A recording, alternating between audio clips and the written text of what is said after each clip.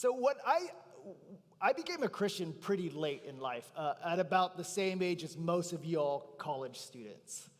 And one of the benefits to becoming Christian late is that you've lived a whole life already. And so if you're gonna be Christian, you're gonna go for it. You're gonna do it, right? Because otherwise you're thinking to yourself, what's the point? And I was incredibly blessed becoming a Christian very much in a community like Mosaic, where there are a lot of other people who thought the same. And so one of the blessings of being part of a Christian community like that was there was never a sense that Christianity was something other than radical. That the folks in this community or the community I became a Christian would never use the phrase radical Christianity because it never occurred to them that there was some other kind of Christianity.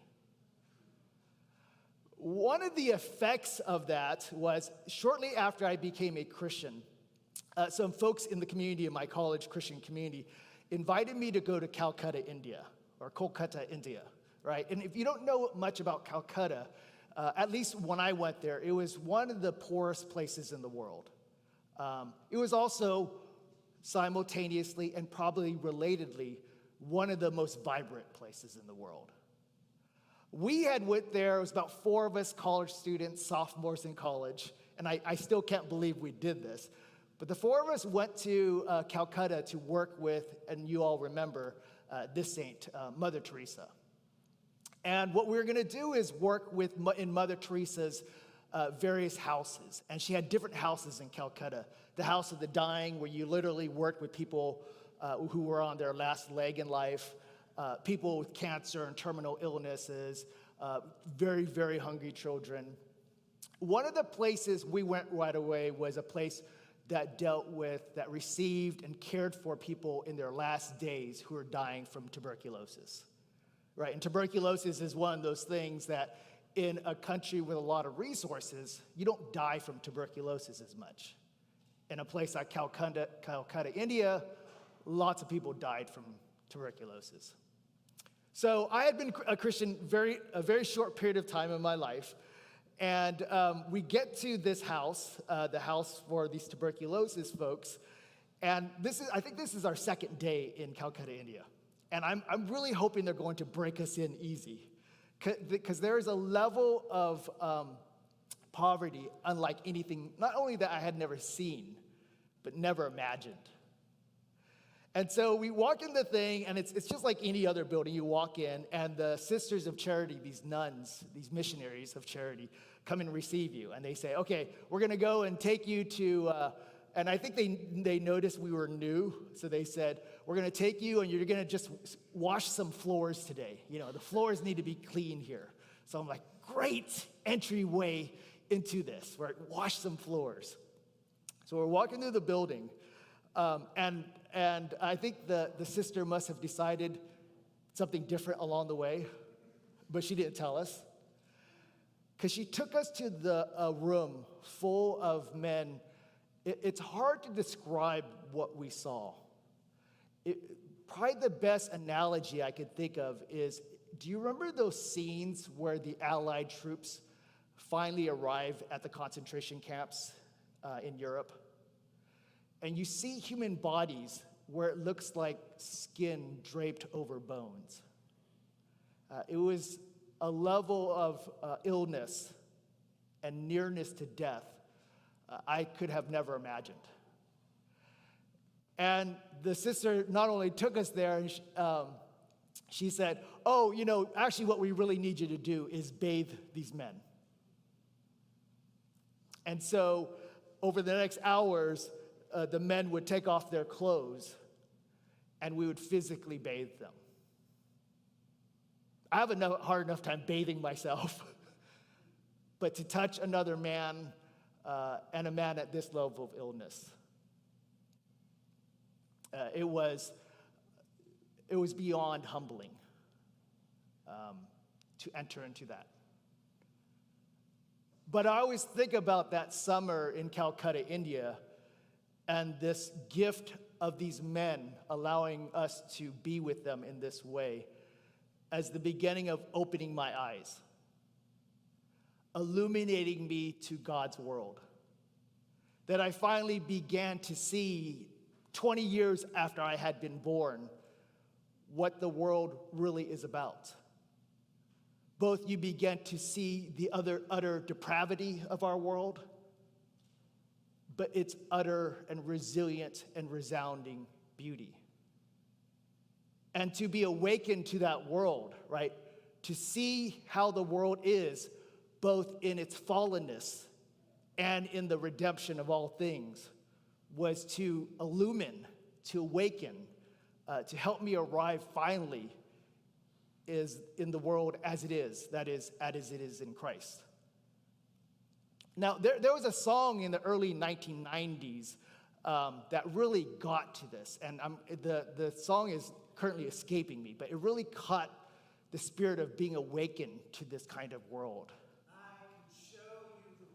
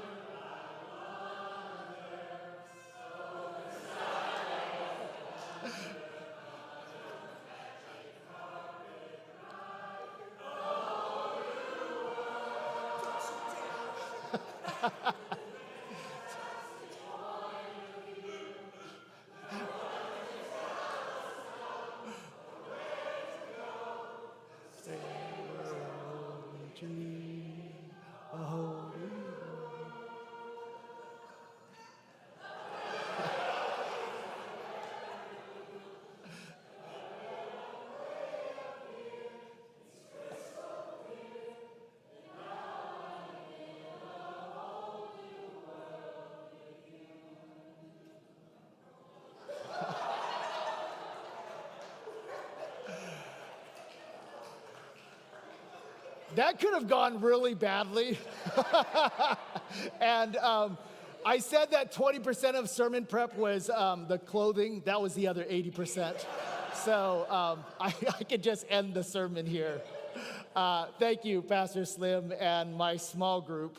I got my small group to do this, even though I've literally only been to my small group once. And because of traveling schedule, I actually will never go again. But that just tells you the small group is really willing to jump in. So kind of awakening in that moment to this whole new world, to see the world in its dazzling, shining brilliance and reality and its goodness and its fallenness, right? I want to talk about that today. But I want to talk about it in relationship to its opposite. So I don't want to talk simply about being illumined, entering into, right? Drawing into the life of Christ such that you see the world in its reality. I want to think about that and its opposite. And the dynamic for many, many Christians, and specifically American Christians, that we both draw close to that, but somehow we're repulsed by it. That we're perpetually drawn into the life of Christ, but somehow over time, in the slow creep of mediocrity, we begin to lurk further from it. And so the dynamic today isn't what it looks like to fully enter in.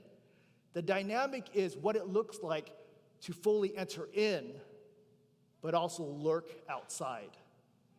And I want to talk about this in terms of the life of Judas, right? Judas being, as what I'll call today, the gospel's lurker. Someone whose betrayal arrives not out of, say, the hot passion of a Peter, but rather the mundane, the boredom, and the slow slippage into mediocrity of Judas's betrayal.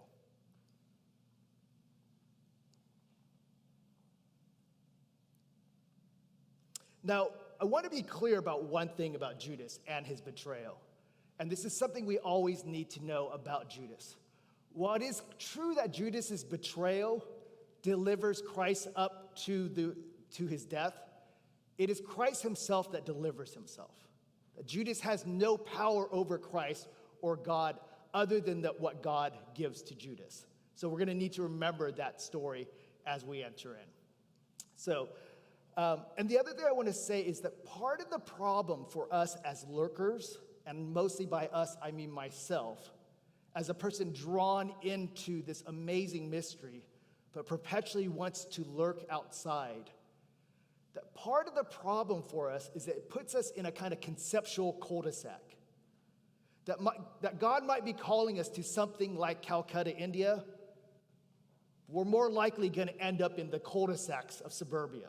That there's going to be something about that dynamic. And part of the dynamic is not simply that we end up in the cul-de-sacs of suburbia rather than in Calcutta, India, in that reality, in all of its metaphorical reality. It's that we ultimately become defenders of that life. That the cruel part of the betrayal and what makes it genuinely a betrayal is not simply that we slip from the depths of the gospel into lurkers, but we become strangely apologists, defenders of a lurking gospel. And you'll remember this scene in a chapter that many people consider the greatest chapter in Western literature. It's that moment in the Brothers Karamazov where one of the protagonists, one of the characters in the story, is thinking about something and he's visited by Satan. And they're talking about the state of the church. And in the story that this person tells, he imagines Jesus coming and talking to the contemporary church. And what the contemporary church says to Jesus is, look, dude, you just asked for too much. You asked people to give up too much. You asked people for too much faith. You required too much of them. What we're going to do, the church, is we're going to give them a nice mediocre gospel. And they're going to go for that. And what Dostoevsky has in the Brothers Karamazov, right, is the way in which we Christians fully accept this lurker gospel. And therefore, in doing so, betray not so much Jesus, because remember, Jesus hands himself over, but we betray ourselves, right? We betray the best of what God offers us. We receive the offer of full and abundant life with a mediocre and compromised life. So let me begin by praying for us.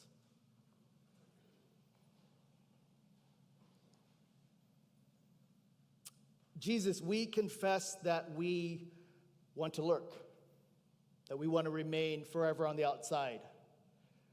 We confess that what you offer us scares us. But we also freely admit and acknowledge that what you offer us is life abundant. And so would you draw us into the goodness and truth and beauty of just that?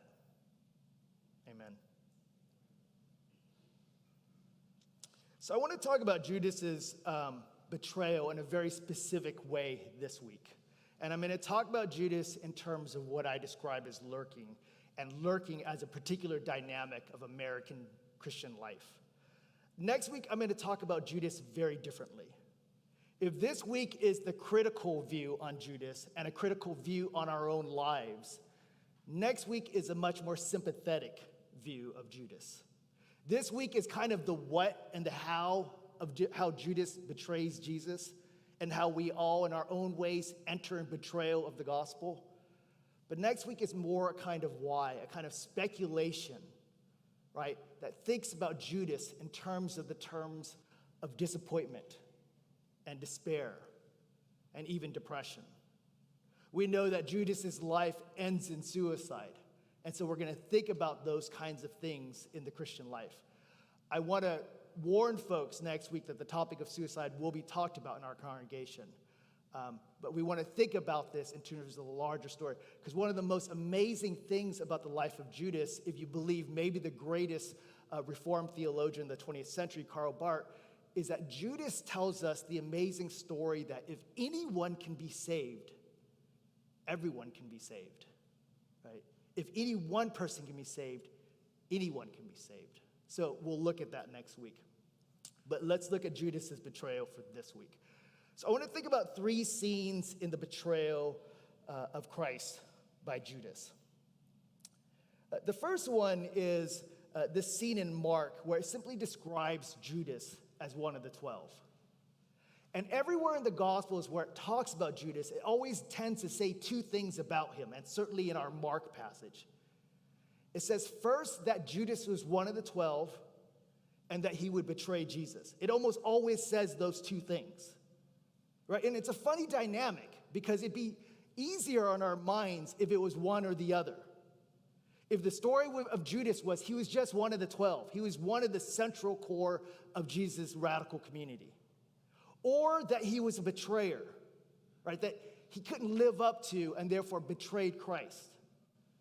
But the fact that the Gospels, right, hold Judas together as both of these things is what should catch our attention.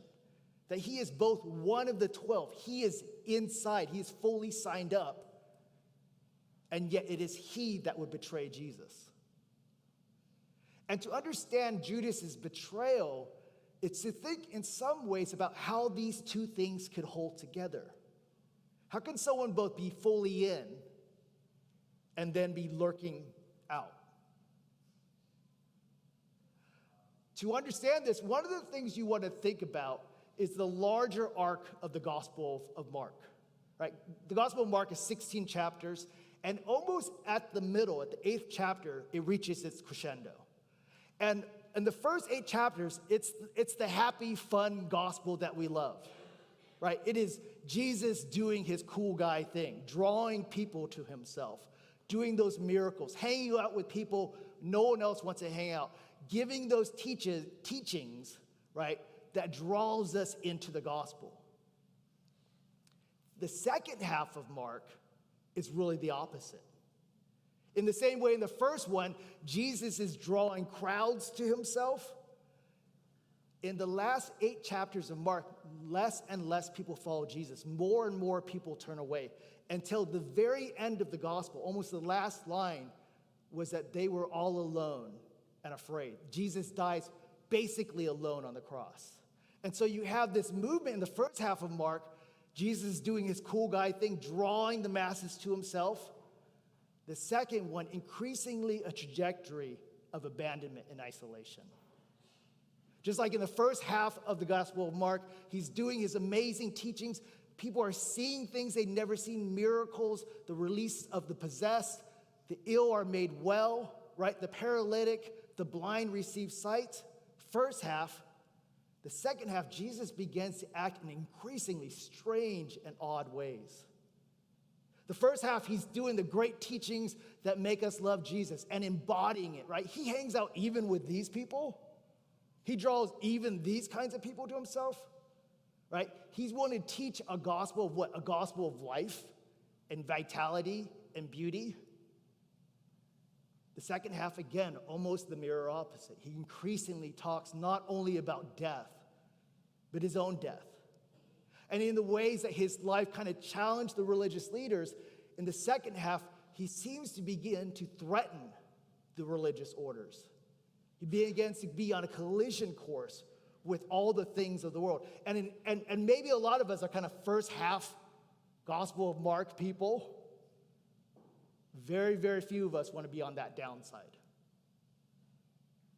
To understand Judas and his betrayal is to understand him as lingering, trying to hang on between these 2 halves of the Gospel of Mark. And in the same way, like any of us are drawn into Mark's gospel in the first half, into the life of Jesus, into giving everything, in the second half, we begin to have doubts, right? We begin to have those questions. We begin to wonder, hold on, is this quite what I signed up for? Right? Because in the first half, it was all those shiny images. Come on in. The second half is that fine print. And we're thinking, is this for me?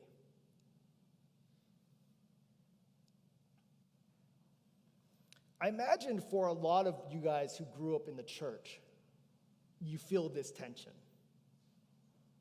That there is a large part of Christianity for you that has become familiar and comfortable, that you know the songs and you understand the Bible verses and you can quote this and reference that.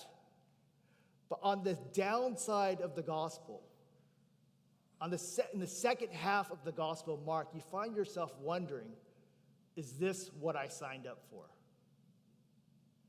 And like Judas, right, there is a temptation that which drew you in has now pushed you a little bit on the outside. And then there becomes this kind of lurking mentality. And it is this lurking mentality that for Judas birds the pangs and the possibilities of something like betrayal.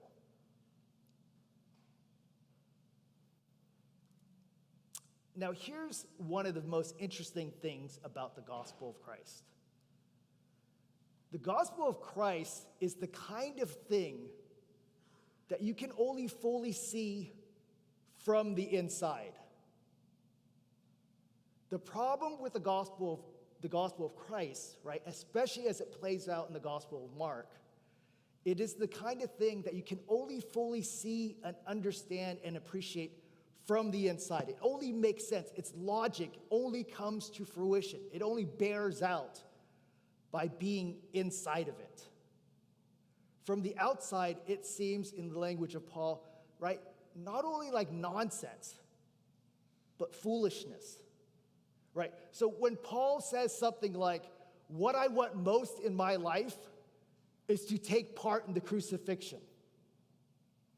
When Paul says something like, all that I've gained in my life is not only loss, but he uses the word trash or rubbish.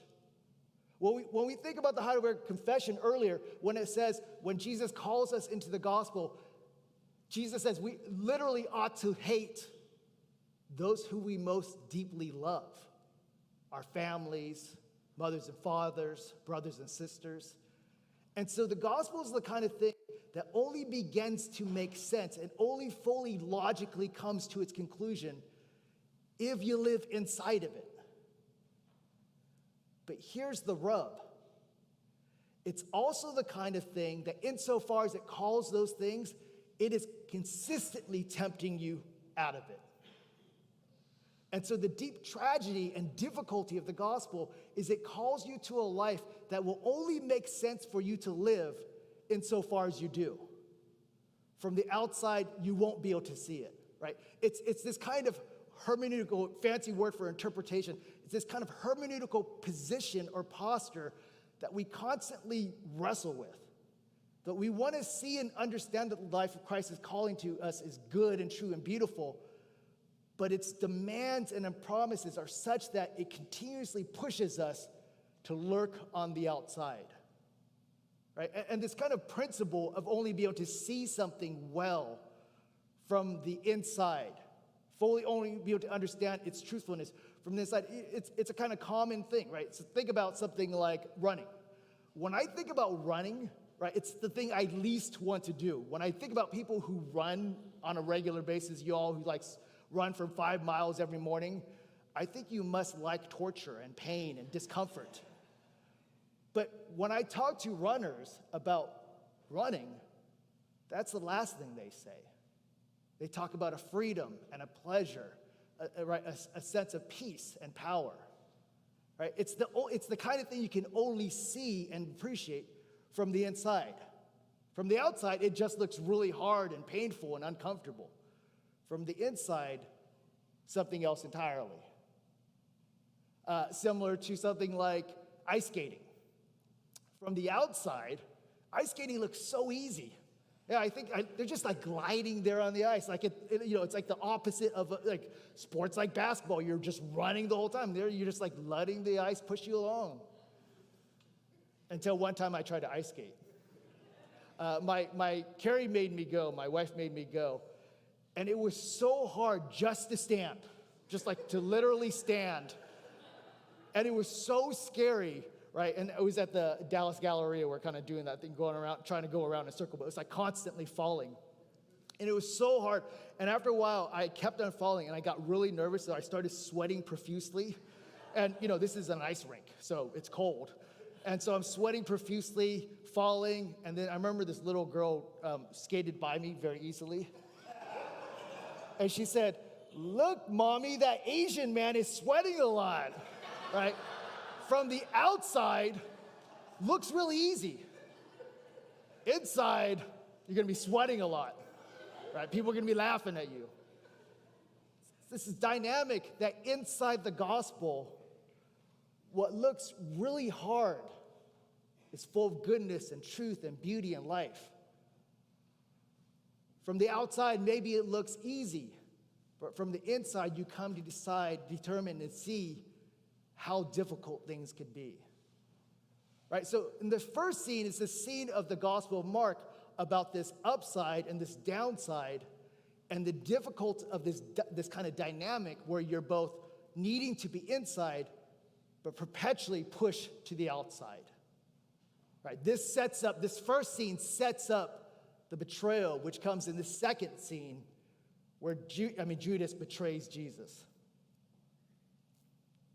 Here you want to imagine and think about something Pastor Malcolm said some weeks ago. He described the betrayal of Judas with a second betrayal that we don't often think about as a betrayal, and that is the betrayal of Peter. And he was saying that if you think about Judas, you need to think about Peter. And certainly the gospel writers imagine this. In the Gospel of Mark, the betrayal of Peter comes right after the betrayal of Judas. In Matthew, the order is flipped. But in the gospel writers' minds, these things go together. And the point, I think, is to contrast them in such a way that helps us make sense of each of the betrayals in their own kind. And so the betrayal of Peter is the betrayal of a lover, right? It's the betrayal of someone whose love and desires and passions for you run deep and hot, right? It is the betrayal, it's the intimate betrayal of the stab in the back, someone you let in as close, someone who says, "Look, dude, I will never betray you. No matter what, I will be with you always." It's the betrayal of the person that's always in, always close with you. Judas is a very different kind of betrayal. Right? Judas is the betrayal of the lurker. It's not the hot, passionate, desires betrayal of that which was the person who is most intimately in. It's the slow, mediocre stroll into a life of mediocrity, where boredom, right, and the ordinary processes of the world get in the way, right? It's not the step into the life of Jesus. It is the slow stroll into a life of mediocrity. Let me try to fill out what I mean here and to give you a sense of the kind of betrayal that Judas embodies, and again, in contrast to Peter's own betrayal. There was a film a few years ago, it predates most of us in this room. It was called The Big Chill.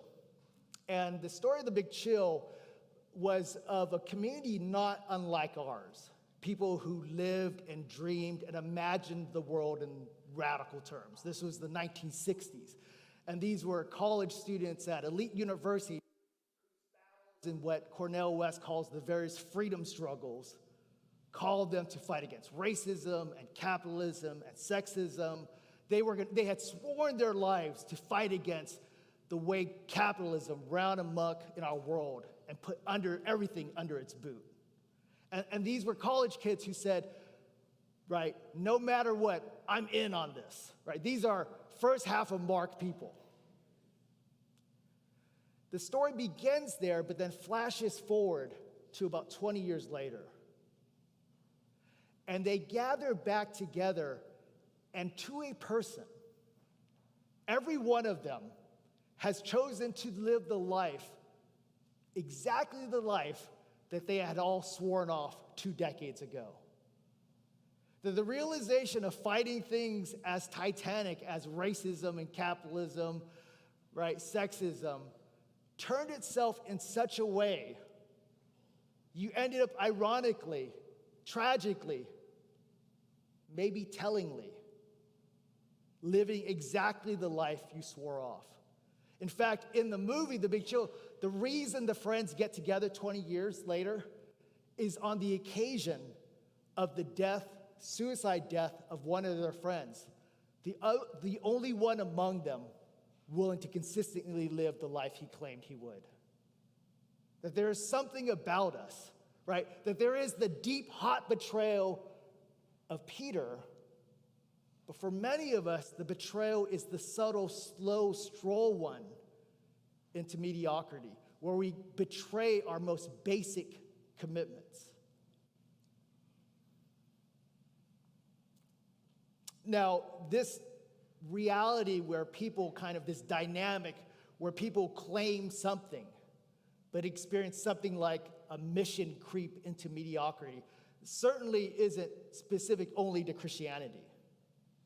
There are many kinds of vocational commitments where over time we begin to take our foot off the pedal, where we slowly settle into our mediocre commitments, right? Where the big call of life meets the reality of just day-to-day common life. I certainly have experienced something like this in academia. I became an academic largely because I thought academics were the kind of people that were, one, super, super curious people, and two, were going to be courageous to speak truthfully about what they saw, whatever they were studying. When I finally joined a faculty, I realized two things. One thing quickly, the other thing slowly, is that the curiosity that I thought ran through the university, that's why you'd want to be a professor, why you'd want to be a scholar, was often met by the very opposite of curiosity. That the universities are divided up into their silos, and no one seems to care at all about what anyone else is doing.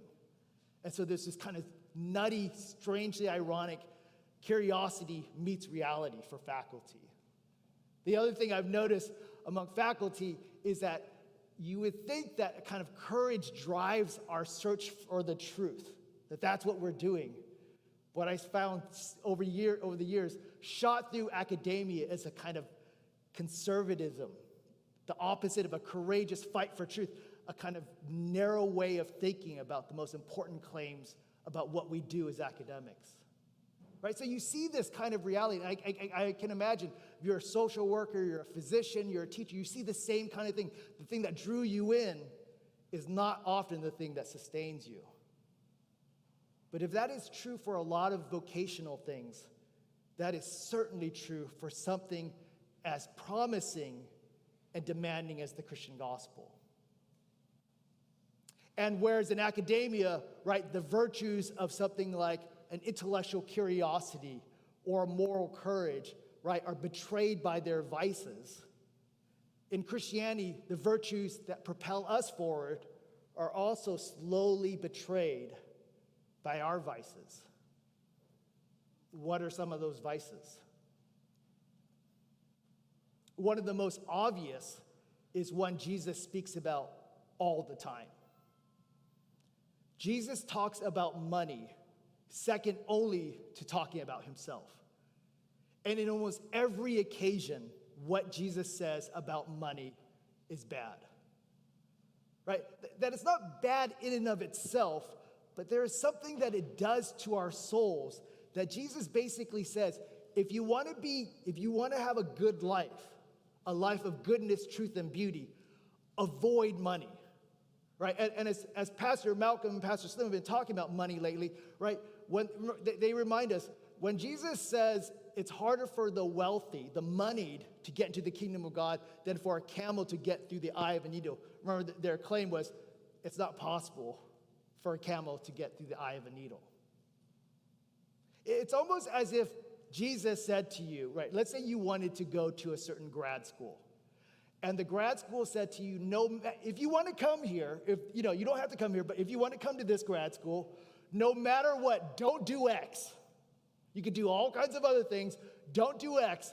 It's almost as if you intentionally pursued X while trying to get in. It's like Jesus saying to us, if you want to have a good and righteous and fulfilling life, right, avoid X. And instead of avoiding that very thing, you got a t-shirt that said X, put some bumper stickers in your car, you moved into X neighborhood, surrounded yourself with X friends, right? And then you did the double duty, the double whammy, right? Of not only living the X life, but defending the X life, right? The very thing that Jesus calls us Christians to be very worried about, we've built up an entire empire that is built around money. Right? And for none of us is this the hot, intimate betrayal of Peter. Again, it is the slow, mediocre stroll into this betrayal, right? Carrie and I, we were like lots of grad students, pretty poor. But as we kind of moved along in our career, we had more and more money. And we realized the money just slowly crept into our hearts. And we started thinking about things that as Christians in college, Christians that went to places like Calcutta, India, we said we would never be ruled by that. Because one of the things you realize in India is how much the way money rules some people, some places, visits itself upon people in places like Calcutta, India. And so we said we'd never do, but we began to notice the slow ways in which this mission creep began to happen. Our own slow ways of kind of mediocrity, our own slow ways into betrayal. Another thing I think about is children. And this is a hard one. Because we Christians want to think, of course, children. And of course, children should hold the most important and intimate places in our hearts. But the problem with children, right, is that children introduce fears into our lives that we would never know except if we had children. What I realized is when I had children, fears began to dominate my life in ways that I could have never thought before I had children. I constantly thought with my kids, David and Talia, I constantly thought something's gonna happen to them. I constantly thought they're gonna fall off the jungle gym and break their head and die or something like that. I constantly had this fear putting both of my kids, you get in the car, you put them in the car seat. I constantly had the image I would leave their car seat on top of the car and drive off, right? It only happened twice. No, I'm just kidding. No, I did constantly have the fear that one of us would be changing our kid and then the kid would fall off the diaper changing station and land on their head. Well, this actually happened once. I wasn't the person. But I do remember when I heard Talia's head hit the ground from like 3 rooms down, I ran across the house. Fortunately, she's okay, I think. My daughter Talia is here. Talia is one of the most gifted, passionate people I know, so I think it turned out well. In fact, I kind of want to say she became gifted and talented because we dropped her on her head. Right, children are one of those ways in which a very good thing draws us increasingly into lurker Christians. And again, obviously, children in and of themselves are not bad. Children of themselves, right, are a sign of God's goodness and patience and mercy and beauty. But there's something about our life with them that draws us into this lurking Christianity where we're being asked for something deeper and we keep holding back because all of a sudden we find ourselves signed on to something very different. The way you ought to think about the temptations and tensions around children is this. How is it that you raise children and think about their safety constantly, at least as we do, while being reminded that to raise your children in Christ is to most certainly raise them in a way that they will suffer? Because the gospel of Christ will guarantee the path of death in this world. And when you take your children and you baptize them into this gospel, that is what you're doing. Now, no doubt you are making claims about the eternal goodness of their lives and the deep reality of its goodness, truth, and beauty. But within the terms of this world, there will be suffering. Right? This brings to light the tension between the lurking, right, and the temptation towards betrayal.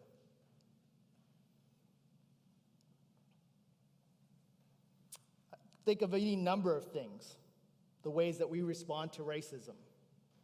the way many of us would like to think of ourselves as anti-racist, but we imagine our anti-racists as ways of kind of living through hyperbolic images of racism while ignoring constantly the ways that we participate in activities and systems and institutions and structures and systems that absolutely perpetuate and participate in systems of racism. No wonder then we're tempted to the easy model. I think about the environment, how easy it is for us as Christians to consistently pretend as if nothing else is happening around us. Right? There's so many ways we're drawn into this lurker gospel away from the very thing that we're called to.